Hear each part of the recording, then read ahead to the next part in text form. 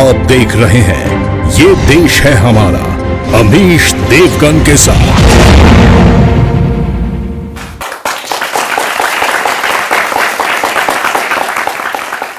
नमस्कार व्यूअर्स, मैं हूं अमीश देवगन और स्वागत है आपका वीकेंड के सबसे भरोसेमंद कार्यक्रम ये देश है हमारा में। इस हफ्ते ये देश है हमारा में धर्म वीरों की बात होगी। ये ऐसी ब्रिगेड है जो हर मुद्दे पर धर्म का खाड लेकर मैदान में कूद जाती है और धर्म पर इनकी सोच भी एक तरफा होती है, क्योंकि दशकों तक रोजा इफ्तारी से किसी को परेशानी नहीं हुई, लेकिन यूपी के सीएम योगी आदित्यनाथ ने जैसे ही नवरात्रि पर और रामनवमी को भव्य तरीके से मनाने का ऐलान किया तो एक पूरा इकोसिस्टम विरोध का झंडा लेकर मैदान में कूद पड़ा और आरोप लगाया गया कि योगी सरकार सिर्फ हिंदुओं के हित देख रही है, दूसरी कौमों को का ध्यान नहीं रख रही है। अखिलेश यादव ने तो तंज करते हुए ट्वीट किया कि 1 लाख से क्या होगा, कम से कम 10 करोड़ रुपए देने चाहिए। इतना ही नहीं, यह ऐसा इकोसिस्टम है जो गैंगस्टर्स में भी धर्म की गिनती कर लेता है। जब अतीक और मुख्तार जैसे कुख्यात गैंगस्टर्स पर एक्शन होता है तो अखिलेश यादव की पार्टी के सांसद शफीकुर रहमान बर्क जैसे लोग कहते हैं कि मुसलमानों के खिलाफ अत्याचार हो रहा है। तो आज ये देश है हमारा में जनता जनार्दन के बीच इन्हीं धर्म वीरों पर, दोबारा ध्यान रखिए, इन्हीं धर्म वीरों पर एक बड़ा संवाद होगा। स्वागत है आपका ये देश है हमारा में वीकेंड का सबसे भरोसेमंद कार्यक्रम।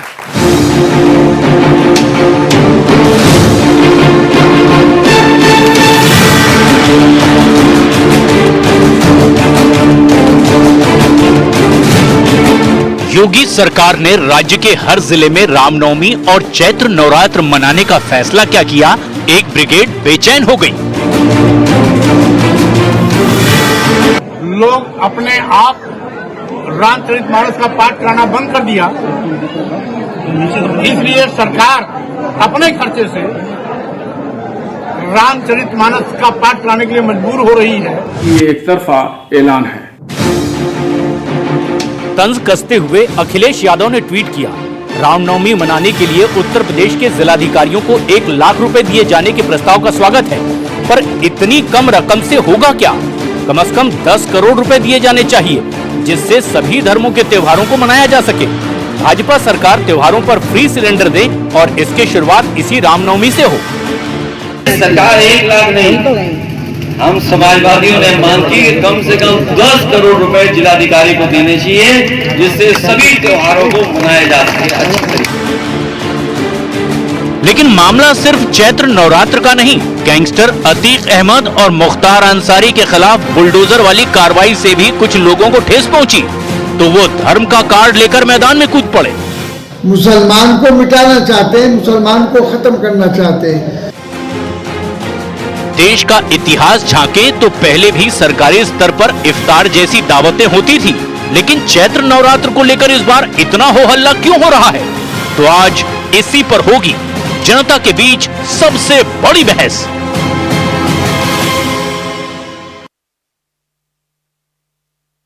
आप देख रहे हैं आर पार और एक बार फिर जोरदार तालियां जनता जनार्दन के लिए। मेरे साथ आज कौन कौन मेहमान जुड़ रहा है? जाने माने कथावाचक लंबे अरसे बाद स्टूडियोज में आ रहे हैं देवकीनंदन ठाकुर जी, उनका अभिनंदन है, जोरदार तालियों के साथ उनका स्वागत करिए। मेरे साथ जुड़े अंसार रजा, ये भी लंबे अरसे बाद आज हमारे स्टूडियोज में है, तो जोरदार तालियों से उनका भी स्वागत। मौलाना साजिद रशीदी, उनका अभिनंदन है। मेरे साथ राजकुमार भाटी है, समाजवादी पार्टी के प्रवक्ता नेता, उनका अभिनंदन है। शिवम त्यागी है, जाने माने राजनीतिक विश्लेषक, उनका अभिनंदन है। और मेरे साथ जुड़े हैं प्रेम शुक्ला, भारतीय जनता पार्टी के राष्ट्रीय प्रवक्ता, उनका भी अभिनंदन है। चलिए शुरुआत इस चर्चा की कर लेते हैं आपके साथ साजिद रशीदी, और मैं 50 सेकंड में आपसे जानना चाहता हूं, क्या आपको लगता है कि जो आरोप लगाए जा रहे हैं योगी की गवर्नमेंट पर कि ये एक तरफा निर्णय करते हैं, एक तरफा फैसले करते हैं, इन आरोपों में कितना दम है? 50 सेकंड आपके। पहली सरकारें रोजा इफ्तार करती थी तो बीजेपी विपक्ष में थी, इनको आवाज उठानी चाहिए थी, नहीं उठाई इन्होंने। आज अगर विपक्ष आवाज उठा रहा है तो उसमें कोई बुराई तो है नहीं। अखिलेश यादव ने जो कुछ भी कहा है वो सिर्फ इतना कहा है कि ये कम है, ज्यादा कर देना चाहिए। इस पर ऐतराज वाली जैसी कोई बात नहीं है। रोजा इफ्तार को लेकर जिस तरह रामनवमी और रोजा इफ्तार को देखा जा रहा है कि साहब रोजा इफ्तार पहले होता था, कोई भी मुस्लिम जमात, कोई भी मुस्लिम धर्मगुरु उस वक्त रोजा इफ्तार के हक में नहीं था, क्योंकि वो भी सियासी होता था, सियासी पार्टियां करती थी, अपने वोट बैंक के लिए करती थी। आज ये रामनवमी के मामले में जो कुछ हो रहा है, सपा की पार्टी या फिर बाकी पॉलिटिकल पार्टियां जो रोजा इफ्तारी करती थी, वो नाटक और पॉलिटिकल एजेंडा था, यही कहने की कोशिश कर रहे हैं? ना तो मैंने नाटक बोला और ना मैंने एक पार्टी का नाम लिया। आप अपनी बात मैं तो सवाल पूछ रहा हूं आपसे। मैंने ये कहा, आपने बोला कि तब वो पॉलिटिकल प्रोपेगेंडा के लिए करते थे, तो मैं तो सवाल पूछ रहा हूं कि क्योंकि ये सपा करती थी, कांग्रेस करती थी, बसपा करती थी, जवाब दीजिए मेरे भाई जी। मैंने ये कहा कि वो सियासी पार्टियां अपने वोट बैंक के लिए करती थी, वोट बैंक के लिए। आज भी रामनवमी पर जो कुछ हो रहा है वो भी वोट बैंक है। ठीक है, इसको दूसरे नजरिए से क्यों देखा जा रहा है कि ये धर्म का काम है और वो अधर्मी काम था? ये भी पॉलिटिकल है, वो भी पॉलिटिकल था, मेरा मानना ये है। तो इस पर वावेला नहीं होना चाहिए। अगर कोई भी पार्टी अपने वोट बैंक के लिए कोई काम करती है, जैसे कहा जाता है कि साहब मनमोहन सिंह, मौलाना शहाबुद्दीन रिजवी बरेलवी कहते हैं कि ये एक तरफा ऐलान है। बिल्कुल एक तरफा ऐलान है, इसमें कौन सी दो राय है? शफीकुर रहमान बर्क कहते हैं मुसलमानों को मिटाना चाहते हैं, मुसलमानों को खत्म करना चाहते हैं। मतलब ये एक तरफा ऐलान नहीं है। जब रामनवमी पर आप दे रहे हैं तो एक तरफा ही हुआ ना, एक तरफा है। आपने ये तो नहीं कहा कि भाई जो पर इसमें मुसलमानों को ईद आ रही है आगे या रमजान इफ्तार पार्टी करेंगे हम लोग, ऐसा इसमें मुसलमानों को मिटाने और खत्म करने जैसी तो कोई बात नहीं। नहीं, देखिए जहां तक मुसलमानों को मिटाने की बात है, मुसलमान इस देश से मिट नहीं सकता। मुसलमान इस देश की जान है, इस देश की आन है, इस देश की शान है। क्यों बोला ये? और मुसलमान ने इस देश को आजाद कराने में कुर्बानियां दी। क्यों बोला ये पूछिए उनसे, मैं उनका कोई तर्जमान तो हूं। जी जी, मैं सीधा रिएक्शन ले लेता हूं। शिवम त्यागी, 40 सेकंड आपके पास है। एक तरफा ऐलान है, और क्या आपको लगता है कि सरकार का कोई धर्म होना चाहिए? मुसलमानों के लिए हो तो चमत्कार, और हिंदुओं के लिए वही काम हो तो भ्रष्टाचार। मतलब इनको इतना दर्द है इस बात से। आप मुझे एक चीज बताइए, ये मेरी तो मीठा मीठा गप गप और कड़वा कड़वा थू थू वाली बात हो गई। जब रोजाना इफ्तारी में वहां पर बिरयानी और खजूर चलते थे, इन्होंने कभी नहीं कहा। आज इनको कह रहे हैं कि तो बिल्कुल एक तरफा है। हिंदू ने कहा क्या कभी? आप करते थे, ठीक है, करना चाहिए। लेकिन अब इस पर आते हैं, ये सिर्फ इतना नहीं है। इस देश के अलग अलग राज्यों में मुसलमानों को किस किस तरीके से फायदे दिए जाते हैं, जहां जहां बीजेपी की सरकार अभी नहीं है। एग्जाम्पल, 64% लोग हैं तेलंगाना में हिंदू, वहां पर आज भी मौलानाओं को, मौलवियों को, मुअज्जिनी को 25-25 हजार रुपए तनख्वाह दी जाती है। किसी पुजारी को मिलती है क्या? पूछे, नहीं मिलती। दिल्ली में 81% हिंदू रहते हैं, यहां पर भी मौलाना और मुअज्जिनों को तनख्वाह मिलती है, लेकिन पुजारी को मिलती है क्या? और लेकिन मेरा सवाल बहुत डायरेक्ट, लेकिन इनको हमारे 1 लाख रुपए अगर पुजारी को मेरा सवाल बहुत डायरेक्ट है, क्या सरकार का धर्म होना चाहिए? मौलाना अंसार रजा, ना जवाब नहीं, पहली दौर की बातचीत है, सब 50-50 सेकंड अपनी बात रखें। मौलाना अंसार रजा, क्या सरकार का कोई धर्म होना चाहिए? अंसार रजा जी, पहली बात तो यह क्लियर होना चाहिए कि भारत धर्मनिरपेक्ष है या हिंदू राष्ट्र है, पहले ये क्लियर होना चाहिए। आपको क्या लगता है? सुनिए, नहीं, हम तो अपने संविधान पर भरोसा करते हैं, हमें तो अपने भारत के संविधान पर भरोसा है, तो हम तो हिंदुस्तान को सेकुलर मुल्क मानते हैं। अब कौन क्या मानता है वो अलग चीज है। अब दुनिया भर की सवाल खड़े होते हैं कि इन्होंने आते ही साथ फौरन, चूंकि एक आदमी की फितरत होती है कि हिंदुओं को भड़काया कैसे जाए। आप एक बात बताइए, अगर योगी आदित्यनाथ जी ने 1 लाख रुपए पर जिले का ऐलान किया है, आप एक मुसलमान बताओ जिसने ऑब्जेक्शन किया हो कि आपने क्यों दिया? हमें क्या एतराज है यार? आपकी एक की जगह 10 दे दो, हमें क्या एतराज है? रमजान में जो अफ्तार होता था, रोजा अफ्तार करती थी सोनिया गांधी, इंतजार होता था लालू यादव का। मैं मुसलमान कहां से आ गया उसमें? रोजा अफ्तार कर रही ममता बनर्जी, इंतजार हो रहा देवगौड़ा का, मुसलमान कहां से आ गया? क्या देवगौड़ा रोजा रखे हैं, कि सोनिया गांधी रोजा रखे हैं, कि लालू यादव रोजा रखे हैं, क्या आपके सपा के अध्यक्ष रोजा रखे हैं आप? और हम तो एक बात कहते हैं कि सियासी रोजा अफ्तार, तो अखिलेश जी की जो ताज होटल में इफ्तारी हुई थी उसमें आप नहीं गए थे? सर, वो ताज में करें कि ताज मानसिक में करें, हमारे बाप का क्या जा रहा है सर? वो कहीं भी करें, उनके पास पैसा है, उनका बाप छोड़ गया है, वो करें, हमें क्या दिक्कत है? लेकिन मसला यह है कि मुसलमानों का वोट भी चाहिए अखिलेश यादव को, और खड़े भी नहीं होंगे मुसलमानों के साथ। यह भी तो प्रॉब्लम है ना। अब जहां तक सवाल, खड़े होने के लिए उन्होंने शफीकुर रहमान बर्क, एसटी हसन को छोड़ा हुआ है, वो खड़े होते हैं। अखिलेश जी ना भी स्पष्ट रूप से बोले, लेकिन शफीकुर रहमान बर्क और एसटी हसन बोल देते हैं। देखिए साहब, ऐसा है, मैं शफीकुर रहमान का प्रवक्ता नहीं हूं, मैं अपने देश का प्रवक्ता हूं। आप देश की बात मुझसे कीजिए। शफीकुर रहमान बर्क को अपनी सीट जीतनी है, तो ये सारी चीजें हम तो आज तक अखिलेश यादव ने आज तक हमारे एक सवाल का जवाब नहीं दिया कि शफीकुर रहमान बर्क ने चौथी मर्तबा सांसद हैं, आज तक अपनी कॉन्स्टिट्यूंसी में कोई काम किया हो तो बताएं ना, चाहे हिंदू के लिए या मुसलमान के लिए। खाली भड़काऊ भाषण जिस तरह से योगी आदित्यनाथ हिंदू करते रहते हैं, शफीकुर रहमान बर्क मुसलमान करते रहते हैं। ठीक है, सब अपनी राजनीति रोटी नहीं सीख रहे हैं। जी जी जी, अब मैं थोड़ा कंफ्यूज हो गया हूं कि राजकुमार भाटी कंफ्यूज मत, आप कंफ्यूज हो जाएंगे। प्रेम शुक्ला से जवाब दो। कई बारी दिल की बात बोल देनी चाहिए, लेकिन अब मैं मतलब जी इस वक्त पूरा देश कंफ्यूज है। अगर आप हो गए तो कोई बड़ी बात नहीं है, इस वक्त पूरा देश कंफ्यूज है जो हो क्या रहा है। अच्छी बात आपने बोली। आप राजकुमार भाटी, अब आप ही से सवाल मैं पूछता हूं, आपको मुसलमान का वोट भी चाहिए लेकिन दिखना भी चाहते हैं, दिखे भी ना। ये तो ये है कि खबर चला भी लीजिए लेकिन पता ना लगे। नहीं, अगली बार अंसार रजा को भारतीय जनता पार्टी के टिकट पर शफीकुर रहमान बर्क के सामने चुनाव लड़ना चाहिए। वो काम नहीं करा रहे हैं, ये वो काम कराएंगे, क्योंकि लोकतंत्र है। अगर वो काम नहीं करा रहे हैं तो उन्हें वोट नहीं देगी जनता, उनके उसमें आप जाओ। लेकिन जो आपने शुरुआत की, धर्मवीर शब्द इस्तेमाल किया आपने, अगर इस देश में सब लोग धर्मवीर बन जाएं और सब धर्म का पालन करने लगें तो बहुत सुंदर देश हो जाएगा। धर्म का पालन नहीं तो हम नहीं कर रहे हैं। धर्म का पालन कर रहे हैं कौन? शफीकुर रहमान बर्क। अब एक व्यक्ति पर आप डिबेट टिका दोगे, मैं कह रहा हूं, मैं बहुत गंभीर बात कह रहा हूं। एम्बैरेसिंग है मतलब वो आपके लिए, तो बता दीजिए। कबीर का एक दोहा है, साईं सेती सांच चल और सो सुध भाई, भावे लंबे केस कर भावे धोनी मुड़ाई। ईश्वर की तरफ नजर रखो और सबसे मोहब्बत रखो जी। फिर चाहे तुम सिर घोट मोट करवा लो या लंबे बाल दाढ़ी बढ़ा लो, तिलक लगाओ या नमाज पढ़ो, घंटी बजाओ, पूजा करो, कुछ करो। एक दूसरा दोहा भी है उनका कि कबरा मन निर्मल करो जैसे गंगा नीर, पीछे पीछे हर फिरे कहत कबीर कबीर। ईश्वर तो हमारे पीछे पीछे आएगा अगर हमारा मन साफ है। हमारे मन साफ नहीं है। अभी आपने एक चीज और पूछी थी कि सरकार का कोई धर्म होना चाहिए।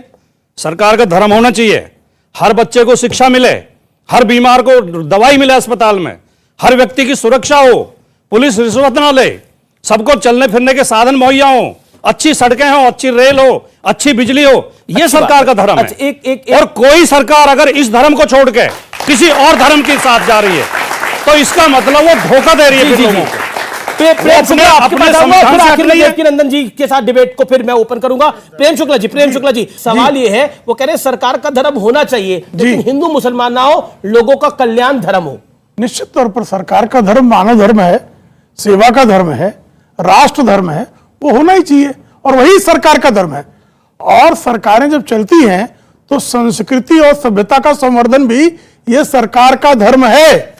और संविधान निर्माताओं ने अगर संविधान की पहली प्रति में प्रभु रामचंद्र जी की तस्वीर रखी तो क्या वो सेकुलर नहीं थे? क्योंकि वो जानते थे कि महात्मा गांधी स्वतंत्रता आंदोलन राम राज्य की संस्थापना के लिए कर रहे थे और योगी जी महात्मा गांधी की वो जो राम राज्य की संकल्पना थी उसको साकार करने की दिशा में सक्रिय कार्य कर रहे हैं।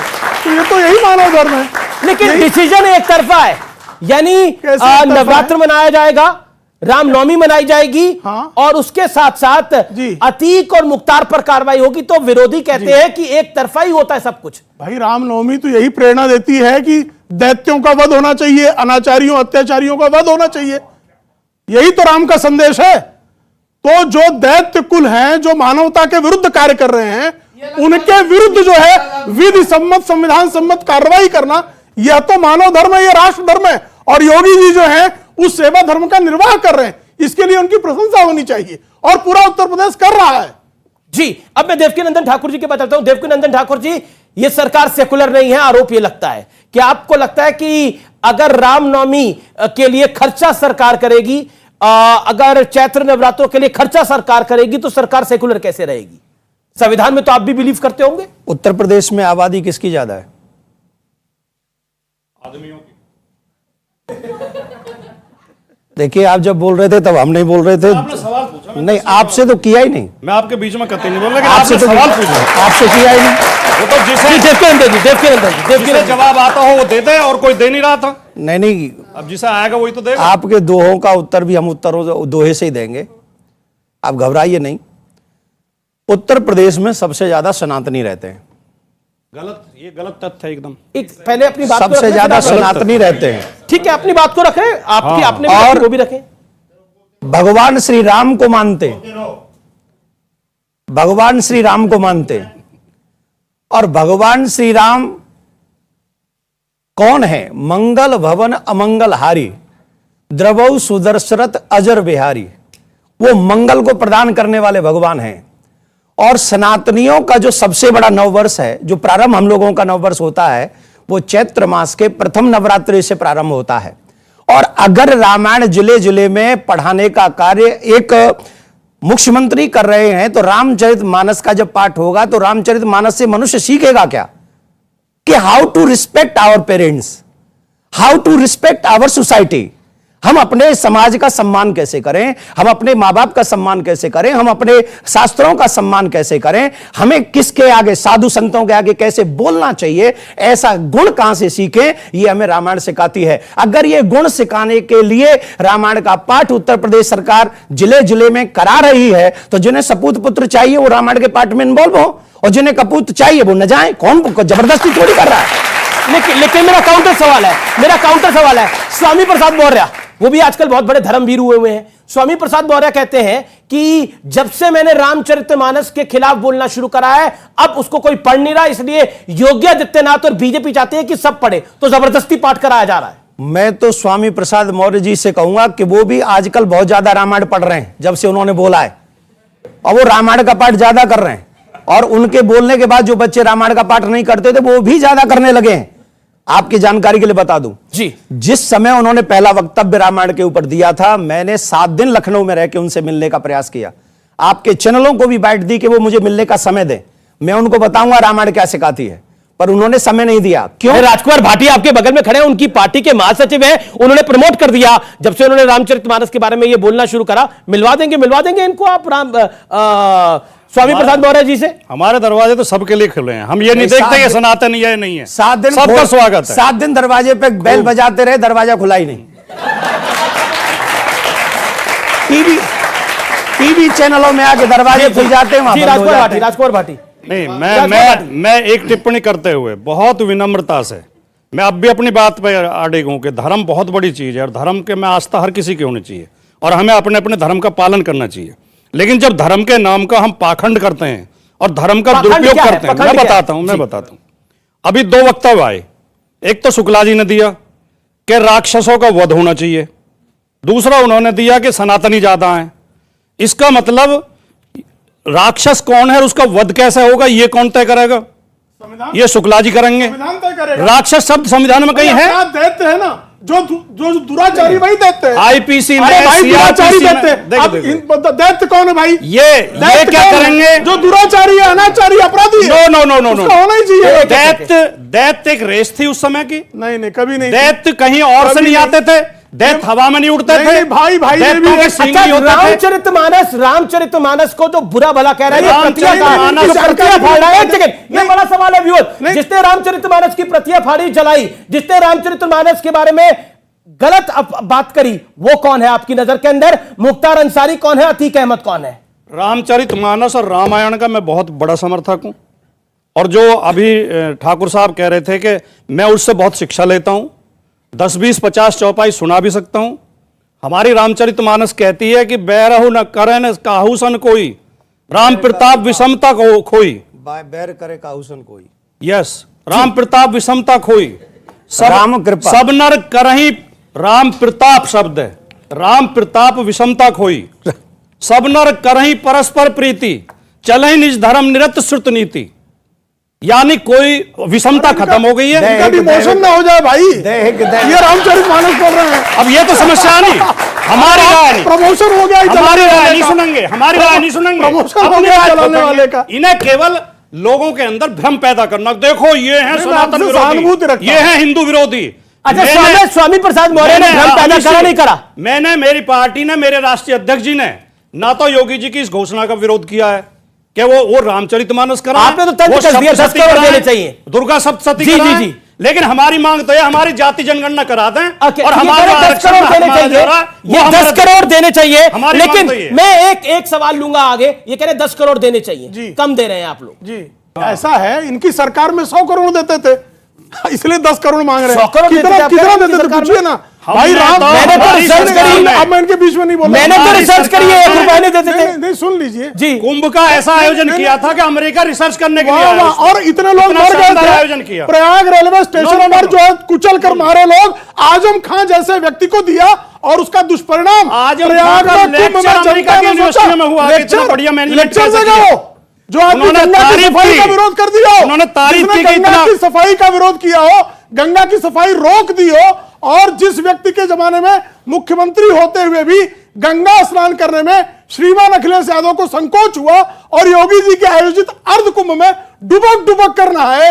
इसी सबको पता है कि कुंभ का आयोजन बेहतर किसने किया। एक बात जी जी, दूसरी बात, वो जो कह रहे हैं 10 करोड़ देना चाहिए, अरे जी, इनके इस जमाने सवाल का में तो जवाब। गोंडा में जो है, जब वहां रामनवमी का जुलूस निकलता था, वो प्रतिबंधित हो जाता था कि मुहर्रम का जुलूस निकलेगा। जो रामनवमी का जुलूस नहीं निकालने देते थे, वो कह रहे हैं 10 करोड़ देना चाहिए। ये व्यंग कस रहे हैं, और इनके व्यंग कसने पर उत्तर प्रदेश की राम भक्तों की जो जनता है, वो निश्चित तौर पर ऐसे रामद्रोहियों को, जो रामद्रोह करने पर कौआ के कोसने से गाय नहीं मरती। कौआ कितना कोसो, गाय नहीं मरती। अच्छा, गाय आपके कोसने से कुछ नहीं हो रहा। आप कोसे जाओ, मेरे को कुत्ता कहो, कुछ नहीं हो रहा। मैं पब्लिक से भी सवाल लूंगा, पब्लिक से भी सवाल लूंगा, लूंगा। मैं पब्लिक से भी सवाल लूंगा, लेकिन अंसार रजा, मैं आपकी बताता हूं, आपको तो भाजपा डिक्लेयर कर दिया है अभी कुछ देर पहले, ऐसा कब हुआ? तो साहब ऐसा ये कैसे हुआ? ये देश है, किसी को भी कुछ भी डिक्लेयर किया जा सकता है। अब मैं देवकी नंदन ठाकुर साहब बहुत दानिश्वर आदमी, पढ़े लिखे आदमी हैं। आज एक बात सुनकर के मुझे दिल से तकलीफ हुई है कि उन्होंने 7 दिन तक स्वामी प्रसाद मौर्य से वक्त मांगा, उनकी बैल बजाते रहे, उन्होंने दरवाजा नहीं खोला। ठाकुर साहब, आप मुझसे बड़े हैं, हाथ जोड़ के निवेदन करता हूं, एक मरतबा ईडी के 2 आदमी ले जाइए, अगर दरवाजा टूट ना जाए तो आप कहना। क्या ले जाऊं? ईडी के 2 आदमी। ये कहां से लेके जाएंगे? मैं साहब एक धर्म गुरु हूं, मैं कोई सरकार में थोड़ी बैठा हूं। सर, सब कुछ आपके हाथ में है। आप लोगों के हाथ में है सर। अपने हाथ दरवाजा खुल जाएगा सर, अपने हाथ दरवाजा खुल जाएगा। अरे अब ईडी वाले भी पहुंच गए तो भी हम पे ब्लेम करोगे? वक्त एक ब्रेक का हो चला है व्यूअर्स, लेकिन ब्रेक के बाद भी ये देश है हमारा जारी है। अभी भी जब अतीक और मुख्तार क्या बुलडोजर चलता है, तो आपकी पार्टी के नेता आगे आके बोलते हैं मुसलमानों पर एक तरफा कार्रवाई हो रही है। नहीं कहा आपने, उनका बेटा गोली चला रहा है, और उनका बेटा जबरदस्ती मत करो।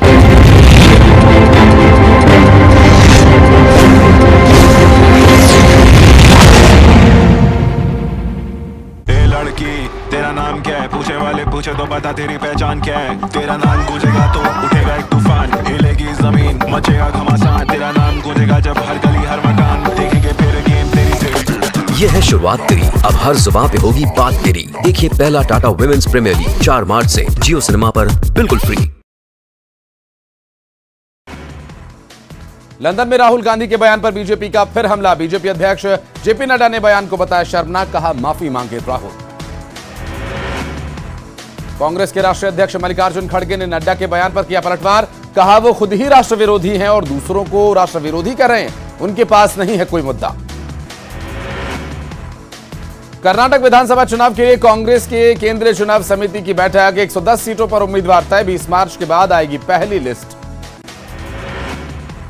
आरएसएस प्रमुख मोहन भागवत ने सामवेद के उर्दू अनुवाद का किया लॉन्चिंग। लाल किला परिसर में हुआ कार्यक्रम, किसी वेद का पहला उर्दू अनुवाद है ये। दिल्ली आबकारी नीति घोटाला मामले में मनीष सिसोदिया ईडी के 5 दिन की रिमांड पर, ईडी ने मांगी थी 7 दिन की रिमांड। सिसोदिया को अब 22 मार्च को कोर्ट में किया जाएगा पेश। मुंबई में पुलिस की बड़ी कार्रवाई, ड्रग्स तस्करी पर बड़ा एक्शन। 8 करोड़ की कीमत के केटामाइन ड्रग्स किए गए जब्त, 2 तस्कर भी गिरफ्तार। खुद को पीएमओ का बड़ा अधिकारी बताने वाला फर्जी आईएएस जम्मू कश्मीर पुलिस की हिरासत में। श्रीनगर के 5 स्टार होटल से हुई गिरफ्तारी, पिछले कई महीने से सरकारी प्रोटोकॉल में रह रहा था आरोपी।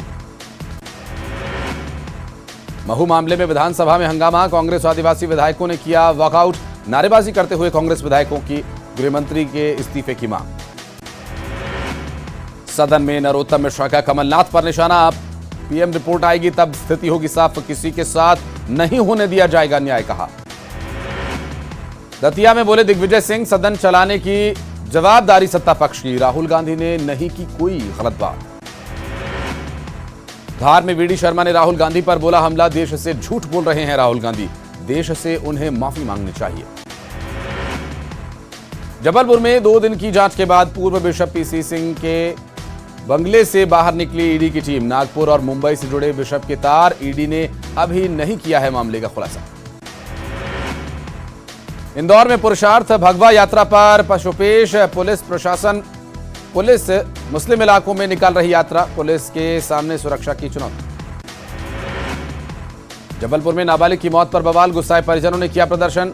ग्वारी घाट रोड पर शव रखकर किया प्रदर्शन, परिजनों ने मौत को बताया हत्या। मुख्यमंत्री भूपेश बघेल की घोषणा, चेटीचंड महोत्सव पर नगर निगम और नगर पालिका में होगा अवकाश। मुख्यमंत्री ने फिल्म भुवनेश्वर महादेव की सीडी का विमोचन किया। छत्तीसगढ़ विधानसभा में उठा गरीबों को चावल और शक्कर देने का मामला। बीजेपी ने 500 करोड़ के चावल गायब होने का आरोप लगाया, किया हंगामा। विधानसभा की कमेटी से जांच कराए जाने की मांग। विधानसभा में विपक्ष ने उठाया चिटफंड का मामला। विपक्ष ने मुद्दे को लेकर स्थगन प्रस्ताव दिया, स्पीकर ने किया रिजेक्ट। विपक्ष और सत्ता पक्ष में जमकर हुई बहस। कांग्रेस विधायक गुलाब कमरो विधानसभा में उठाया मनेंद्रगढ़ क्लब बार का मुद्दा। क्लब में अवैध रूप से बार चलाए जाने का आरोप, क्लब संचालक ने आरोप को बताया निराधार।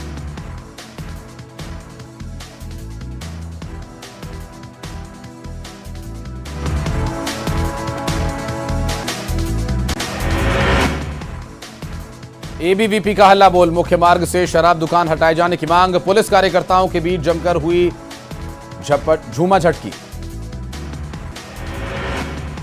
दुर्ग में महादेव ऑनलाइन सट्टे के 3 आरोपी गिरफ्तार। आरोपियों से 11 मोबाइल, 1 लैपटॉप बरामद। सट्टेबाजी में करोड़ों के लेनदेन का हुआ खुलासा। जांजगीर चांपा में बेकाबू होकर नहर में गिरा ट्रक, लोगों ने ट्रक ड्राइवर को निकाला बाहर। ट्रक चालक की हालत गंभीर। कोतवाली के पेंड्री नहर पार की है घटना। वनडे सीरीज में टीम इंडिया का जीत से आगाज। ऑस्ट्रेलिया को 5 विकेट से दिमाग। केएल राहुल ने जड़ा अर्धशतक। तेज गेंदबाज अर्शदीप सिंह इंग्लैंड में खेलेंगे काउंटी क्रिकेट। 5 मुकाबलों में होंगे शामिल। राहुल द्रविड़ ने दिया था मशवरा। सुनील शेट्टी हेराफेरी 3 को लेकर चर्चा में। इंस्टाग्राम पर शेयर किया वीडियो। नॉर्वे के डांस ग्रुप के साथ थिरकते दिखे एक्टर। राखी सावंत के नर्म हुए तेवर। आदिल खान दुरानी के लिए जताई जमानत की इच्छा, कहा रमजान में सबको माफी मिलने का अधिकार। महू मामले में विधानसभा में हंगामा। कांग्रेस के आदिवासी विधायकों ने किया वॉकआउट। नारेबाजी करते हुए कांग्रेस विधायकों ने की गृह मंत्री के इस्तीफे की मांग। सदन में नरोत्तम मिश्रा का कमलनाथ पर निशाना। पीएम रिपोर्ट आएगी तब स्थिति होगी साफ, किसी के साथ नहीं होने दिया जाएगा अन्याय। दतिया में बोले दिग्विजय सिंह, सदन चलाने की जवाबदारी सत्ता पक्ष की। राहुल गांधी ने नहीं की कोई गलत बात। धार में वीडी शर्मा ने राहुल गांधी पर बोला हमला। देश से झूठ बोल रहे हैं राहुल गांधी, देश से उन्हें मांगनी चाहिए माफी।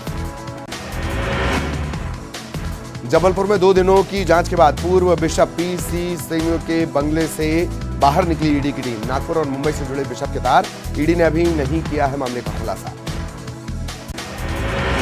इंदौर में पुरुषार्थ भगवा यात्रा पर पशुपेश में पुलिस। मुस्लिम इलाकों से निकल रही यात्रा, पुलिस के सामने सुरक्षा की चुनौती। जबलपुर में नाबालिग की मौत पर बवाल, गुस्साए परिजनों ने किया प्रदर्शन। ग्वारी घाट रोड पर शव रखकर प्रदर्शन, परिजनों ने मौत को बताया हत्या। इंदौर में बिल्डिंग मेंटेनेंस पर विवाद, व्यापारी और सुपरवाइजर के बीच मारपीट। मेंटेनेंस की रकम मांगने पर हुआ विवाद।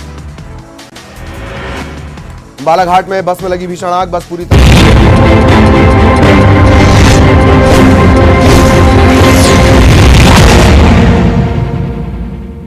वेलकम बैक व्यूअर्स, आप देख रहे हैं वीकेंड का सबसे भरोसेमंद कार्यक्रम ये देश है हमारा, जनता जनार्दन के साथ। क्योंकि कई बार ऐसा लगता है कि जैसा आरोप लगाया जाता है कि सरकार अपना अगर धर्म दिखाएगी तो कैसे काम चलेगा। संविधान में सबके लिए समान कानून होना चाहिए। आजादी के बाद से सबसे ज्यादा शोषण उन लोगों का हुआ है जिन्होंने ज्यादा सहा है, और वो है हिंदू, वो है सनातनी। और सनातनी अगर आज अपनी मांग कर रहा है, देखिए मैं बीच में फिर नहीं सर, ऐसा नहीं। 2 मिनट, पढ़े लिखे आदमी है सर, आप पढ़े लिखे आदमी, जिम्मेदार पढ़े लिखा हूं तो मैं अपने मतलब की बात नहीं कर सकता। तुमको तर्क पूरा होने दीजिए। आपने भी 2.5 मिनट बोला, उनको 40 सेकंड में रोक देते। नफरत ना फैलाएं, मोहब्बत ही अब मैं एक बाइट दिखाता हूं, ये तय करिए आप लोग आप लोग और व्यूअर्स आप लोग तय करिए, ये नफरत कौन फैला रहा है और प्यार कौन फैला रहा है, धमका कौन रहा है और मोहब्बत कौन बांट रहा है। मैं एक बाइट प्ले कर रहा हूं, इस नेता को पहचानिए। अभी तो अतीक के लड़के को पकड़ ले गए पहले ही दिन, 2 लड़कों को पढ़ने वाले, उनमें से एक की हत्या हो जाएगी एक आध दिन में। आप देखिए, सीधे पुलिस से एनकाउंटर हो कोई मारा जा सकता, लेकिन पुलिस पकड़ ले उसके बाद एनकाउंटर करे, ये तो दंडनीय अपराध है। आज नहीं तो कल जब कोई दूसरी व्यवस्था बनेगी तो ये जो फर्जी एनकाउंटर करने वाले लोग हैं, नेता सब बच जाते हैं, अधिकारी फंसते हैं, इन पे हत्या का मुकदमा कायम होगा, ये पहले भी हुए। तो बेसिकली ये अधिकारियों को कह रहे हैं कि गलती से एनकाउंटर ना हो जाए, नहीं तो हत्या का मुकदमा शासन जब बदलेगा तो कायम हो जाएगा। अब ये बाइट दिखानी चाहिए, नहीं दिखानी चाहिए, बताइए देवकीनंदन जी, बताइए। दिखानी चाहिए देवकीनंदन जी। देखो, मैं ये कह रहा हूं, ये अभी हमसे कह रहे थे साधुओं को प्रेम मोहब्बत बांटनी चाहिए। इन्होंने ध्यान नहीं दिया कि साधुओं के हाथ में माला और भाला दोनों ही रहते हैं। जब तक कोई प्यार की भाषा समझता है हम लोग समझाएं, और हमेशा जब हम कथा प्रारंभ करते हैं, विश्व शांति की चर्चा करते हैं, और ये हमारा सनातन धर्म है, सर्वे भवन्तु सुखिनः, हम सबसे प्यार की बात करते हैं। लेकिन जब हमको ये दिखने लगे कि हमारे आने वाली पीढ़ी खतरे में है, हमारे आने वाले पीढ़ी के लिए प्रॉब्लम क्रिएट होने वाली है सामने, तो फिर भी अगर साधु चुप बैठा रहे और साधु समाज के लिए खड़ा ना हो, अपने देश के लिए खड़ा ना हो, सर भाला चला देगा साधु? देखिए सर, आप भालो सर, आप जिम्मेदार आदमी हैं, आप बहुत पढ़े लिखे आदमी हैं सर, बड़ी कदर करता हूं। अच्छा अंसार साहब, वो अपनी बात को 30 सेकंड रख ले। ये क्या बात हुई यार? रशीदी की बात मैंने भाला चला देगा आदमी यार, मतलब संविधान और कानून की कोई वैल्यू नहीं, संविधान और कानून की कोई वैल्यू नहीं। एक सेकंड, आप अपनी अमीश जी, मैंने कहा एक हाथ में भाला भी रखते थे और एक हाथ में माला भी रखते थे, मैंने ये बात कही है, ठीक है। अभी मेरे हाथ में तो देखिए, मेरे हाथ में तो सिर्फ अभी माला है, भाला, ठीक है। सुनिए, नहीं, आप गलत कह रहे हैं, आप गलत कह रहे हैं। हमारे सब देखिए, जब आपका अतीक अहमद मुख्तार अंसारी गुंडा है, गुंडे हैं, बदमाश हैं, इनके खिलाफ सख्त से सख्त कार्रवाई होनी चाहिए। इनके बच्चे भी, बच्चों का मुझे नहीं पता, नहीं, जिनके ऊपर आरोप है भाई, नहीं तो बच्चे पुलिस वालों को मारा था, अरे पुलिस वालों को मारे, आप बच्चे ने गोली चलाई है, सुनिए, वो मुझे नहीं पता, लेकिन वो गुंडे, लेकिन पुलिस इनाम घोषित किया हुआ। देखिए, यही प्रॉब्लम है, और उनसे बीजेपी के उनकी बात करेंगे, जब उनकी बात करेंगे तो ये साधु बन जाएंगे। आपको पता जैसे हम सनातनियों के लिए हमें गुंडा बनाने में, भाला उठाने में, ये भूल जाते कि हमारे हनुमान जी के हाथ में, हमारे देवी जी के हाथ में सब कुछ है, और ये हम लोग अपने देवी देवताओं को मानने वाले लोग हैं, उनकी पूजा करने वाले लोग हैं। मैं सिर्फ इतना कह रहा हूं कि अगर मैं सनातन धर्मगुरु हूं, मैं मुसलमान भाइयों का धर्मगुरु नहीं हूं, उनके धर्मगुरु ये हैं, ये उनकी बात करेंगे, मैं अपने लोगों की चर्चा करूंगा, और मुझे मेरे बच्चों को बचाने का पूरा राइट है। मैं वो बात कहूंगा जिससे मेरा वंश, मेरा आने वाली पीढ़ी और मेरी संस्कृति बची रहे, और उसके लिए बहुत जरूरी रामायण का पाठ, और ये योगी जी ने बहुत बड़ा काम किया। मैं उनको तहे दिल से आशीर्वाद देता हूं, भगवान से प्रार्थना करता हूं कि बहुत समय तक मुख्यमंत्री रहे और ऐसे रामायण का पाठ हमारे उत्तर प्रदेश में कराते रहे।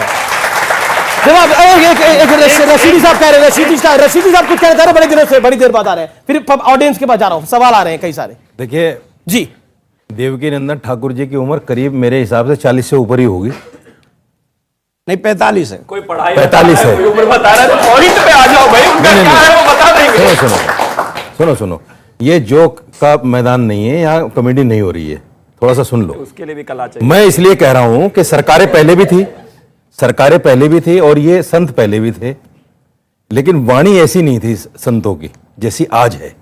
ये सोचने की बात है। और ये क्यों है, और ये क्यों, सर एक मिनट, संतों की स्वतंत्रता पर मौलाना अपनी बात कर, मैं अभी से एक बात कहूंगा, जब वो प्रश्न कर ले तो उत्तर हमसे जरूर ले लीजिए। जी बिल्कुल लूंगा। और ये क्यों है इसका जवाब दे देता हूं। जी। ये इसलिए है कि हर साधु संत अपने आप में ऐसी बात कहना चाहता है टीवी पे कि मेरा चेहरा चमक जाए और मैं बच जाऊं, पिछले जो पाप हैं वो धुल जाएं कहीं वॉशिंग मशीन में आकर। मैं साफ कहता हूं, मैं गलत नहीं कह रहा हूं। आचार्य जी को इनको इनवाइट मेरी बात से आप सहमत नहीं हो सकते, कोई बात नहीं। आपने बयान दिया था, मेरी बात से आप सहमत नहीं हो सकते, कोई बात नहीं। आपने एक राम मंदिर के बारे में बयान दिया था, तो चेहरा चमकाने के लिए बयान दिया था? नहीं, मैं तो आज भी कायम हूं।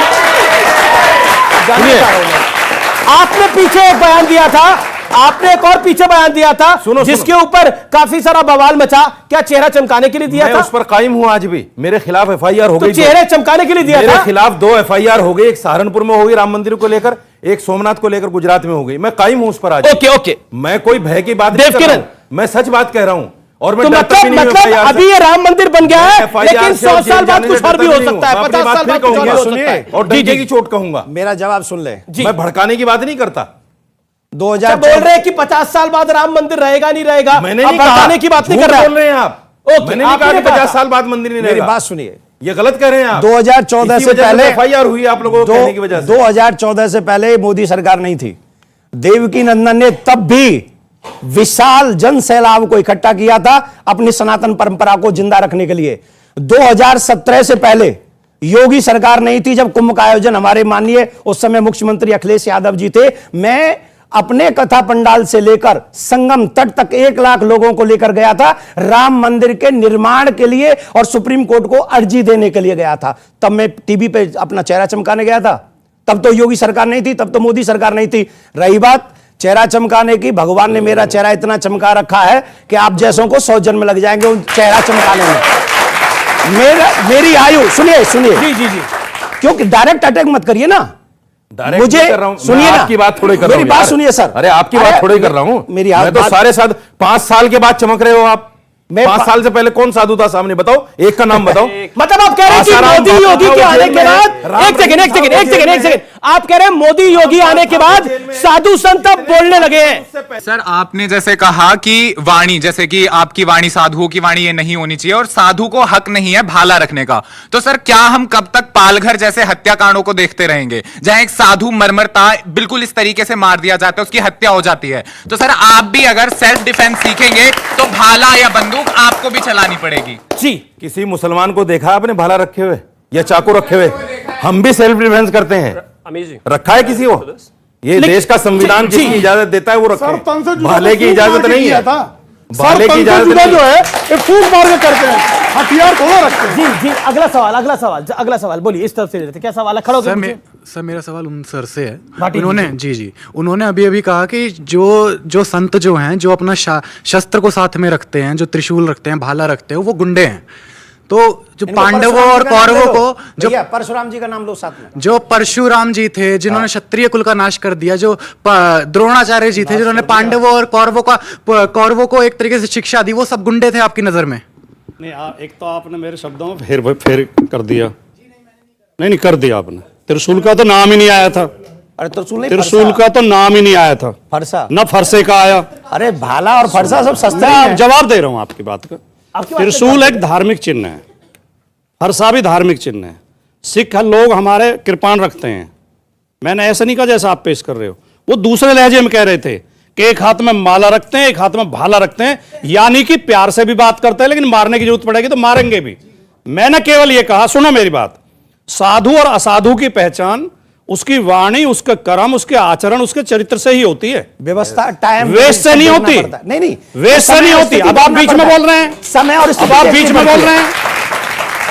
देखिए, कई बार चोर भी पुलिस की वर्दी पहन के आ जाते हैं चोरी करने, तो उनके कर्म से होती है। मूंड मुंडाए हर मिले तो हर कोई ले मुंडाए, बार बार के मूंडने भेड़ ना बैक उठ जाए। जो व्यक्ति हिंसा की बात करता हो, नफरत की बात करता हो, उसे मैं साधु मानने को तैयार नहीं हूं। कोई बुरा मानता हो मान जाए। गुड। कितनी बार साधु वो है जो कबीरदास क्या करते थे, कपड़ा बुनते थे। जी। देखिए, साधुओं पर ये बहस नहीं है, चर्चा नहीं है। बच्चे ने जो सवाल पूछा अब आगे, अब आपसे तो बड़े साधु हैं हम। काहे के साधु? आपसे बड़े साधु हैं। अच्छा काम करते हैं, साधु हैं। अच्छा कार्य बलात्कार करते हैं, खाते हैं, गायत्री पूजा चोरी चकारी करते हैं। आपकी तरह नफरत नहीं करते, आप लोगों को लड़ाते नहीं हैं। मुजफ्फरनगर कांड कब हुआ भाई? इनके कार्यकाल में हुआ। मैंने किया, सुप्रीम कोर्ट ने ये कहा। आपकी पार्टी की, आपकी सरकार थी मुजफ्फरनगर दंगों में क्या हुआ था? मुजफ्फरनगर दंगों में क्या हुआ था? मुजफ्फरनगर दंगों में क्या हुआ था? लीपापोती मत करो, गलत कह रहे हैं। एक सेकंड, आप अपनी पार्टी को रिप्रेजेंट कर रहे हैं। अभी भी जब अतीक और मुख्तार क्या बुलडोजर चलता है तो आपकी पार्टी के नेता आगे आके बोलते हैं मुसलमानों पर एक तरफा कार्रवाई हो रही है। 10 बार सुनो, अतीक और मुख्तार के हम कतई हमारे मन में सहानुभूति नहीं है। बयान देते हैं आपके लोग। नहीं, रामगोपाल जी पार्टी से बाहर निकालो। नहीं कहा आपने। उनका बेटा गोली चला रहा है और उनका बेटा जबरदस्ती मत करो। रामगोपाल का समर्थन कर रहे हैं। देखिए, सुनिए, इन लोगों को यही तो पीड़ा है कि ये मुख्तार का और अतीक का समर्थन क्यों नहीं कर रहे, ये योगी जी की घोषणा का विरोध क्यों नहीं कर रहे।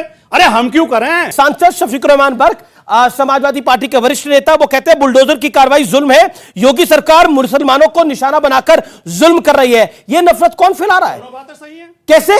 दोनों बातें सही है। कैसे? विकास दुबे कौन था जिसका बुलडोजर चला, जिसका एनकाउंटर हुआ? कौन था विकास दुबे? हिंदू था, मुसलमान था? जवाब दीजिए। जवाब तो सुन लो। नफरत कौन फैला रहा है? की कार्रवाई जुल्म है और चुन चुन के बुलडोजर चलाया जा रहा है। दोनों बातें सही हैं। राजनीतिक विरोधियों पे बुलडोजर चलाए जा रहे हैं। फिरोजाबाद में डीएम की पत्नी अतीक अहमद का राजनीतिक विरोधी है, मुख्तार अंसारी के राजनीतिक विरोधी है, उन पर बुलडोजर नहीं चला, तो फिर वो मजे कर रहे हैं जेल में। बहुत बढ़िया। अरे अतीक अहमद जेल से फोन कर रहा है, बीजेपी की सरकार है वहां साबरमती की जेल में, वहां से मर्डर और कर उसके दिया। बेटे को आप बचा रहे हैं, सरकारें उसके बेटे को रामगोपाल यादव बचा रहे हैं। आज 21वां दिन है, एक भी शूटर अरेस्ट नहीं हुआ, एक भी शूटर। ओके, देवकीनंदन ठाकुर और पंडित धीरेन्द्र कृष्ण शास्त्री, यानी बागेश्वर धाम के जो धीरेन्द्र कृष्ण शास्त्री हैं, जिनके साथ मैंने साक्षात्कार भी किया था, उन्होंने बोला था कि अगर गजवाए हिंद है तो भगवा हिंद भी होना चाहिए। लेकिन उन दोनों की क्या स्टेटमेंट है, देवकीनंदन ठाकुर की और पंडित धीरेन्द्र शास्त्री की? मैं देवकीनंदन ठाकुर यहां मौजूद है, उनके सामने स्टेटमेंट को प्ले कर रहा हूं। जब तक जनसंख्या नियंत्रण कानून न बने तब तक कह रहे हैं भगवान भी कृपा मनाओ, 5-5 गोद में खिलाओ। ये देश तभी तक सेकुलर देश रहेगा जब तक सनातनी बहुसंख्यक है। जिनके ब्याह नहीं में भी सुनो, ब्याह करो, 3-4 बाल बच्चे हों, 2 ढैया राम के लिए। एक तरफ तो जनसंख्या कंट्रोल करने की बात हो रही है, मैं धर्मवीरों की जब बात कर रहा हूं, दूसरी तरफ देवकीनंदन जी आप और पंडित धीरेन्द्र कृष्ण शास्त्री कह रहे हैं कि जनसंख्या बढ़ाओ। आप कहते हैं 5-5 गोद में खिलाओ, वो कहते हैं 4 पैदा करो, 2 को रामकाज के लिए भेज दो। मैंने 5-6 कई चीजों को देखते हुए कहा, हमारे भगवान श्री राम जी के 4 भाई हैं, 4 भाई हैं। हमारे बहुसंख्या के परिवार पहले हुआ करते थे, आजकल हमारे सनातनी थोड़े ज्यादा ही कुछ गए, हम 2, हमारा एक ही रह गया है। तो न तो हमारे बच्चों को भाई मिल पाता है, न बहन मिल पाती है, न कोई परिवार मिल पाता है। तो वो बच्चे बेचारे अकेले अकेले रह के घर में बोर भी होते हैं। तो कम से कम छोटे बड़े तो भाई, बच्चों की बोरियत का आपको ज्यादा ख्याल आ रहा है? मुझे आने वाले बच्चों की बोरियत, लेकिन वहां पर आप सुनिए, रुकिए देख, मुझे आने वाले, वहां आपने ये नहीं बोला जो मैंने देखा, मैं जो वहां आपने जो बोला वो आपने सुना। मैं वहीं आ रहा हूं जी, आऊंगा वहीं जी, आप मुझे बोलने दो बस। मुझे आने वाले बच्चों की बोरियत की बहुत बड़ी चिंता है। देश की नहीं है, कह रहे देश की नहीं है आपको चिंता? बच्चे ही देश हैं, आने वाले बच्चे ही हमारा देश भविष्य तय करेंगे, ये शायद भूल रहे हैं। आपको मैं बता दूं, जब तक मैंने एक बात कही कि जब तक सनातनी बहुसंख्या में रहेंगे ये देश सेकुलर रहेगा, लेकिन जिस देश में जिस दिन हम लोग बहुसंख्या में नहीं रहे उस दिन ये देश सेकुलर भी नहीं रहेगा। ये बात आप भी जानते हैं, ये बात ये भी जानते हैं लाल जैकेट वाले, ये बात वो भी जानते हैं जो कुर्सी पे बैठे हैं, ये बात वो भी जानते हैं जो कुर्सी पे आज नहीं है, सब जानते हैं, लेकिन मौन रहेंगे। किसकी खातिर? वोट की खातिर। लेकिन मुझे किसी का वोट तो चाहिए नहीं, मुझे मेरा देश चाहिए, मुझे मेरी आने वाली पीढ़ी सुरक्षित चाहिए। इसके लिए मैं चाहता हूं कि अभी तक, कब तक? लेकिन आप प्रधानमंत्री कहते हैं जनसंख्या घटाओ, आप कह रहे जनसंख्या बढ़ाओ। तो अगर जनसंख्या घटाओ तो हमारे जनसंख्या नियंत्रण कानून लाओ। हम तो ये कह रहे हैं कि जनसंख्या नियंत्रण कानून लाओ। आप इनके दोनों के समर्थक हैं। अच्छा, आप धीरेन्द्र शास्त्री जी के भी और इनके भी समर्थक हैं। आपके कितने बच्चे हैं मैं आपसे पूछना चाहता हूं ऑन एयर, ईमानदारी से बताओ। नहीं, मेरा तो एक ही बच्चा, एक ही है। नहीं, ये लेट है ना। पढ़े लिखा आदमी कोई ज्यादा बच्चे पैदा नहीं करेगा। नहीं, गुरु पढ़ा लिखा लोगों को सही राह दिखाना, पढ़ा लिखा समझदार आदमी होगा। और सुनो, नौजवान बैठे हैं, ये भविष्य देश का, इस देश की सबसे बड़ी समस्या जो है, इस देश की सबसे बड़ी समस्या बढ़ता हुआ प्रदूषण और बढ़ती हुई आबादी। और कोई भी जो ये खुशी होती, ये सवाल मुझे खुशी होती, जो भाटी साहब ने मुझसे पूछी कि आपके कितने बच्चे, मुझे खुशी होती जब शफीकुर रहमान बर्क और एसटी हसन ये कहते हैं कि जनसंख्या बढ़ाओ, तब भी आप ये बात बोलते तो मुझे खुशी होती। लेकिन वहां चुप है, यहां देवकीनंदन ठाकुर धीरेन्द्र शास्त्री में बोलेंगे तो फिर सीधी बात होगी, सीधी बात होगी कि आप 2 नाव पे सवार हैं। जी जी, आप जो कह रहे हैं मैं बोल रहा हूं, कोई मौलाना जनसंख्या बढ़ाने की बात करता है, शफीकुर रहमान बर्क मौलाना बढ़ाना चाहिए। शफीकुर रहमान बर्क और एसटी हसन मौलाना है क्या? कुछ सांसद है समाजवादी पार्टी के, कट्टर हिंदू कट्टर मुसलमान हैं तो दोनों आप कट्टर तरफ, मुसलमानों को टिकट को देते हैं फिर? लेकिन ज्यादा तादाद में इंसान है दोनों तरफ, आप कट्टर लेकिन मुसलमानों ज्यादा को टिकट तादाद देते में हैं फिर? दोनों ही बातें गलत है। नहीं देनी चाहिए आपको, आबादी पर ये नियंत्रण, तो बड़ी बात बोल दी, नियंत्रण होना चाहिए आबादी, ये बड़ी बात बोल दी। एसटी एसटी और शफीक उस्मान बर्क को टिकट नहीं मिलनी चाहिए, ये समाजवादी पार्टी के प्रवक्ता कह रहे हैं। मैं नहीं कह रहे हैं, एक सेकंड वो तो हमारे, अमीश जी ऐसा मत करो, वो हमारे राष्ट्रीय अध्यक्ष जी तय करेंगे, लेकिन मैं कह रहा हूं कोई भी आबादी बढ़ाने की बात करे वो गलत है। ये जो देश का भविष्य बैठा है, नौजवान बच्चे, हम कहते हैं देश का भविष्य है, हम इनको कब तक कहते रहेंगे कि तुम ये करो, तुम ये करो, तुम वो करो? इनको खुद करने दो ना। क्या चाहते हैं? ये बच्चा 1 पैदा करें, ये 10 पैदा करें, इनकी मर्जी। हम कौन होते हैं कहने वाले के सब 5 करो 10 करो? ये क्या तरीका हुआ? आज इस चैनल से डिसाइड हो जाए कि हम सबके 2 बच्चे होने चाहिए। आप धर्म सिखाओ। मैं सनातनी धर्मगुरु हूं, धर्मगुरु बोले। एक सेकंड, धर्म गुरुओं का काम सिर्फ धर्म की बात बताना है, सियासत करना नहीं है। परिवार को बचाना भी तो हमारी जिम्मेदारी है। हिंदू बहुसंख्यक है, सोच है उनकी और गलत सोच है। नहीं, मेरी गलत है। इनकी सोच को गलत साबित कर दीजिए। एक सेकंड, इनकी सोच को गलत साबित कर दीजिए। कोई मुस्लिम मुल्क बता दीजिए जहां पर लोकतंत्र हो और वो सेकुलर भी हो, बता दीजिए। मैं अपने देश की बात कर रहा हूं। अरे क्यों? हिंदुस्तान जब तक रहेगा तब तक सेकुलर रहेगा। ये हिंदू राष्ट्र भी नहीं बन सकता। जी, तो हिंदू राष्ट्र की तो कोई बात ही नहीं कर रहा कोई, नहीं बन सकता। अंसार रज़ा, सोच है लोगों की, सोच। मैं फिर आपसे वही बात कहूं, मैं अच्छा सोचता हूं। आपका शो जो है बहुत, ये भी आपकी सोच ही है, पूरी दुनिया में देखा जाता है 100% वाले, और बड़ी इज्जत से देखा जाता है। तो यहां से कॉमेडी नहीं जानी चाहिए। कॉमेडी कौन कर रहा है? वो पब्लिक तय करती है कि कॉमेडी कौन कर रहा है, कॉमेडियन कौन है। अब मैं देवकीनंदन ठाकुर साहब से एक सवाल करना चाहता हूं।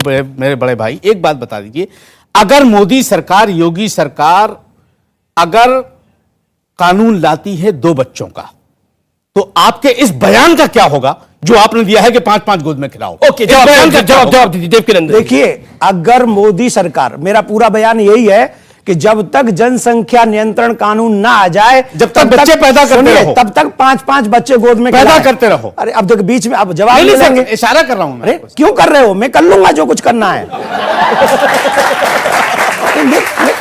आप ऐसा मत कीजिए। मैं कोई अपमान नहीं कर रहा हूं किसी का। मैं सनातनी धर्मगुरु हूं, मेरा काम है, जो मुझे दिख रहा है भविष्य। आप एक बात बताइए, पाकिस्तान में हमारे सनातनी भाई बहन प्यार से क्यों नहीं मंदिर में पूजा कर पा रहे? बांग्लादेश में क्यों मंदिर तोड़े जा रहे हैं? क्यों 13 साल की मेरी बात सुन, हम पूछेंगे आपके चैनल के माध्यम से। नवाज शरीफ से पूछ रहे हैं, ये तो बीच में बोल रहे हैं, ये तो बीच में बोल रहे हैं। आप एक एग्जांपल दे दीजिए ना, सुनिए ना, करिए देवकीनंदन ठाकुर जी का एग्जांपल दीजिए। कोई मुस्लिम मुल्क बताइए जो सेकुलर भी हो, जहां पे लोकतंत्र भी हो। नेम वन 56, 57 है भाई। अमीश जी बता दीजिए। अमीश जी, मेरी बात खत्म होने दीजिए। शिवम त्यागी के पास एक नाम आया लगता है। अमीश जी, एक सेकंड, मेरी बात खत्म हो, पाकिस्तान की माला जपते हैं। मेरी बात एक मिनट में खत्म हो जाएगी, 1 मिनट में सिर्फ। 13 साल की बच्ची को, ये मैं पाकिस्तान की पार्लियामेंट के मेंबर का जवाब दे रहा हूं आपको, वो उसका बयान है ये। 13 साल की बच्ची जिसको हमारा कानून या वहां का भी कानून शादी करने का अधिकार नहीं देता, उस बच्ची का जबरदस्ती शादी करा के धर्म परिवर्तन करवा देते हैं। अफगानिस्तान की क्या हालत है, पाकिस्तान की क्या हालत है, बांग्लादेश की क्या हालत है, उन सब पड़ोसी देशों को देखकर मैं आज अपने देश की चिंता न करूं, आने वाली पीढ़ी की चिंता न करूं, तो धिक्कार है मुझे धर्मगुरु होने पर। मैं आपके चैनल पे एक ऐलान करता हूं, मैं आपके चैनल पे ऐलान करता हूं, पाकिस्तान अफगानिस्तान जब इस तरह की क्रूरता कर रहे हैं, तो ये खड़े हैं प्रवक्ता बीजेपी के, मैं सरकार से मांग करता हूं इनसे ताल्लुकात तोड़ें अपने, इन तमाम देशों से मैं मांग करता हूं। प्रेम शुक्ला, ठीक, अच्छी मांग कर रहे हैं। आपके अंदर हिम्मत, लेकिन आज तक हमारी हिम्मत तो बहुत है, घुस के मारते हैं। आपकी हिम्मत जरा देखिए, कायरता आपकी है। देवकीनंदन ठाकुर जी की बात कर रहा हूं, पाकिस्तान के प्रवक्ता बनकर खड़े हो जाते हैं, पाकिस्तान को बोलते हैं, प्रवक्ता नहीं हूं। सुनो, मैं ये कह रहा था, इन्होंने कहा कि मोदी सरकार से प्रार्थना कर दें, मोदी सरकार से प्रार्थना कर दें कि इनसे संबंध तोड़ दें। मैं आपके चैनल पे मोदी सरकार से एक प्रार्थना करता हूं, पाकिस्तान का वजूद ही तोड़ दें। जी, मैं साथ हूं आपके, मैं सहमत हूं, मैं आपके साथ हूं, मैं आपके साथ हूं। लेकिन और सुनिए, अगर सरकार उसको तोड़ने के लिए आर्मी भेजती है, मैं सबसे आगे रहूंगा। हो तैयार आप? अरे हो तैयार आप? जाना बहुत ऊपर बढ़ेगा। जाना बहुत ऊपर बढ़ेगा। हम चाहते हैं भारत जो है जो पहले था प्रेम शुक्ला जी, ईरान तक वो होना चाहिए भारत। पाकिस्तान, करो आप, ये पाकिस्तान को निपटाने नहीं, के लिए नहीं, चल दिए यहाँ से। बोलने वाले हैं। लेकिन पाकिस्तान को निपटाएगा कौन? एक सेकंड, पाकिस्तान निपटेगा, बिरयानी खाने कहाँ जाएंगे फिर? अरे अभी देखिए, अभी आप ही कहते हैं बिरयानी खाने कहाँ करिए। जाएंगे फिर? क्यों आप नहीं देखिए ऐसा बताते क्या? आपको कमाल की बात है, पाकिस्तान को निपटाने के लिए हमारा समर्थ सेना है। ऐसे ओवरवेट लोग कहां सीमा पे जाके लड़ पाएंगे? लड़ने के लिए तो सर हमारा वेट स्वस्थ होना चाहिए ना। सर हमारा वेट अंडरवेट है, अंडरवेट है। आपसे ज्यादा है। अच्छा ठीक है, चलिए आप प्रेम शुक्ला, आपको जाना है, आपका बहुत बहुत शुक्रिया हमारे साथ जुड़ने के लिए। जी जी जी ठाकुर जी से सवाल है। ठाकुर जी राधे राधे। अरे राधे राधे भैया। मैं ये कह रहा हूँ कि आपके टाइम पे भी जनसंख्या कानून नहीं थी, तो आपके कितने संतान थे? और अभी तो धीरेन्द्र शास्त्री जी हमारे जो बाबा है, उनकी तो शादी ही नहीं हुई है। नहीं, क्या कह रहे हो? मेरे से क्या पूछ रहे हो? सर आपके कितने संतान है? सर मेरी संतान जितना मैंने बोला उतनी है। 5 नहीं है? कसम से है। अच्छा सर। अरे 5 का घबरा क्यों रहे हो? आपको गिनवाऊं, मिलवा दूंगा। हाँ, मतलब मैं आपको मास्टर ही है संतानों में, वो मुझे दूसरों को तो- कह रहे हैं मत उनकी 2 हो, 4 हो, 5 हो, मेरी तो आप 6 तो है। ए, संतानों की बात कर रहे हैं। 6 हैं, मेरी 6 है, इनसे एक फालतू है। मैं इनसे भी ज्यादा मास्टर हूँ। ठीक है भैया, नहीं, आप ही मास्टर हो इस विषय में। नहीं, इसमें ओके, वो कह रहे हो आप ही मास्टर हो, इसमें वो मास्टर नहीं है। ठीक है, मास्टर है। सवाल अच्छी बात है, हम हैं अभी मास्टर। खुद बोला कि मेरे 6 बच्चे हैं और उनके उसमें बोलते हैं कि 5 नहीं करने चाहिए। आप मुझे खुद बताइए, अभी आप खुद बोल रहे हैं कि मेरे 6 हैं और उनके 5 बोलने में आपको दिक्कत हो रही है। बोलकर भैया आपने खुद बोला कि मेरे खुद 6 हैं, मैं उनसे मास्टर हूँ। बच्चे करने में आपने बोला कि मैं मास्टर हूँ, और वो जब बोल रहे हैं कि सबको 5 करने चाहिए तो आपको दिक्कत हुई। ये क्यों बोल दिया आपने? फंस गए खुद आप। अरे 10-10 करो ना। जी जी जी, 10-10 करो, कौन मना कर रहा है? जी जी जी, अगर आप फाइनेंशियली इंडिपेंडेंट हो तभी आप करो, अदरवाइज ये अच्छी बात है। और उनका डजंट मैटर कि हिंदू हो या मुस्लिम हो। एक सवाल तो सुन, पूरा तो आने दीजिए। एक मिनट, चाहे हिंदू हो या मुस्लिम हो, बच्चे मत पैदा करो unless you are financially independent और आप बोझ नहीं लेना चाहते। बहुत अच्छी बात है। वो कह रहे हैं कि बच्चे तब पैदा करो जब आप फाइनेंशियली उनका ध्यान रख पाओ। अदरवाइज अगर बच्चे ज्यादा पैदा हो जाएंगे, उनको शिक्षा नहीं करवा पाओगे, तो वो क्या काम करेंगे? ये डिबेट जो है, मैं डिबेट के हिसाब से जवाब दूं कि एज ए धर्मगुरु जवाब दूं? अब डिबेट के हिसाब से जवाब दीजिए। तो मैं दे देता हूं। निश्चित मैंने इसीलिए सुप्रीम कोर्ट में याचिका डाली है कि जनसंख्या नियंत्रण कानून बनना चाहिए, बिकॉज ऑफ हमारा देश इस प्रजा को इतनी संभालने के योग्य अब नहीं रहा है। जरूरत से ज्यादा हमारे यहां पर संख्या हो चुकी है, इसीलिए मैंने याचिका डाली है। लेकिन ये बात मुझे तब बोलनी पड़ती है, और इसलिए बोलनी पड़ती है कि कहीं हम दो और हमारे एक के चक्कर में बहुसंख्या न बढ़ जाए और हमें हमारे देश से ही बाहर न कर दिया जाए, इसलिए मुझे बोलना पड़ता है। जी जी जी, आखिरी राउंड है, 30 सेकंड के अंदर अपनी बात रखिए अंसार रजा आप। मैं सिर्फ इतना कहना चाहता हूं अपने देश के लोगों से कि संविधान की इज्जत करें। संविधान के खिलाफ चाहे हिंदू बोले, मुसलमान बोले, पंडित बोले, मौलवी बोले, उसके खिलाफ कानूनी कार्रवाई होनी चाहिए, चाहे वो किसी भी तरीके का बयान दे। जी, संविधान के खिलाफ अगर कानूनी कार्रवाई होनी चाहिए। कानूनी कार्रवाई हो, एक तरफा ना हो। एक तरफा ना हो। शिवम त्यागी, क्या सरकार एक तरफे फैसला ले रही है? चाहे वो अतीक पर कार्रवाई हो, चाहे वो मुख्तार पे कार्रवाई हो, चाहे अतीक के गुर्गों पर हो, और अब तो उनकी बीवी कह रही है कि अतीक अहमद की बीवी कह रही है कि उनके बच्चों को भी मारा जा सकता है। रोहन गोपाल यादव भी यही बात कह रहे हैं, समाजवादी पार्टी के वरिष्ठतम नेता। कितनों की बीवियों को उन्होंने बेवा कर दिया, कितनों के बच्चों के मां बाप को मार दिया। जब तक ये सारे कहां थे? ये तो सरकारों में थे ना, उनको खत्म करवा देते। आज ये गैंगस्टर की बीवी के हिमायती बने हुए। और अंत में एक चीज कहना चाहता हूं, इस देश में जब कानून संविधान नहीं था, उससे भी हजारों साल पहले संत थे। इस देश का आधार संत है। 491 में आदि शंकराचार्य पैदा हुए, और उसके बाद इस देश को जब भी जरूरत पड़ी वो वही उस आधार पे थे। तो तमाम चीजें आएंगी, लोग आएंगे जाएंगे, कोई फर्क नहीं पड़ता इस बात से। ये देश ऐसा ही सनातनी था, बहुत शुक्रिया और रहेगा। जी जी जी, बिल्कुल आखिरी दौर है, मैं इससे आज समय नहीं दे पाऊंगा, लेकिन देवकीनंदन जी आप कुछ कहना चाहते, सुना दीजिए आप चलते चलते कुछ। हो मां नहीं मात, पिता नहीं देवा, साधुन सन करवा वही सेवा, जिनके यह आचरण भवानी तेरा राक्षस सब जानव प्राणी। बहुत बहुत शुक्रिया आप तमाम लोगों का। फिलहाल इतना ही। उम्मीद है आज का कार्यक्रम आपको पसंद आया होगा। नमस्कार, जय हिंद, वंदे मातरम।